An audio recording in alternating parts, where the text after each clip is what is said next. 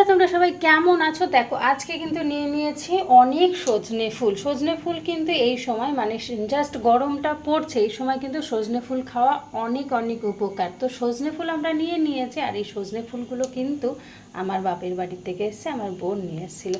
তো সজনে ফুল নিয়ে নিয়েছি, আজকে বানাবো সজনে ফুলের বড়া। তার জন্য দেখো আমি নিয়ে নিয়েছি এখানে লবণ পরিমাণ মতো, নিয়েছি হলুদ, এখানে নিয়েছি চালের গুঁড়ো। চালের গুঁড়োটা দিলে একটু করকরে হয়, খেতে টেস্টি লাগে, তাই নিয়ে নিয়েছি। তোমরা চাইলে স্কিপ করতে পারো, শুধু বেসন দিয়ে করতে পারো।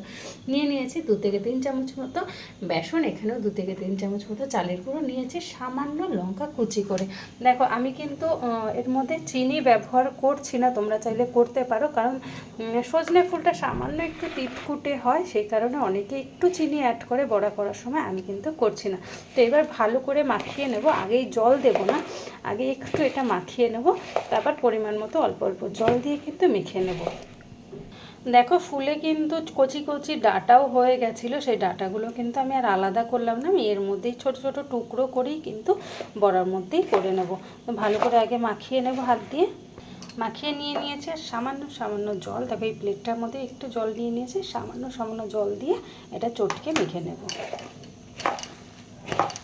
ছোটোবেলায় দেখেছি মাকে সেদ্ধ চাল, মানে যেই চাল দিয়ে আমরা ভাত খেতাম সেই চালই ভিজিয়ে রাখতো, সেটাই শিলনোড়ায় বেটে কিন্তু এই বড়াটা করতো। অনেক সময় আতপ চালও দিত, কিন্তু বেশিরভাগই কিন্তু সেদ্ধ চাল দিত, কারণ সেদ্ধ চাল দিয়ে যে কোনো বড়া করলে কিন্তু সেই বড়াটা খেতে খুব মুড়মুড়ে হয়, মানে মুচমুচে হয়, সেই কারণে মা সেটা করতো। কিন্তু আমরা তো এখন সবাই মোটামুটি বাজার থেকেই সব কিছু কিনে নিয়ে আসি, সেরকমভাবেই বানাই। দেখো অনেকটাই মাখা হয়ে গেছে, খুব বেশি নরম করব না, তাহলে এটা একটু খুলে খুলে যাবে, আর বেশি নরম করলেই তার মধ্যে কিন্তু অনেক বেসন অনেক চালে গুঁড়ো দিতে হবে, তাই খুব বেশি নরম করার দরকার নেই, একটু শক্ত শক্ত করেই মেখে নেব।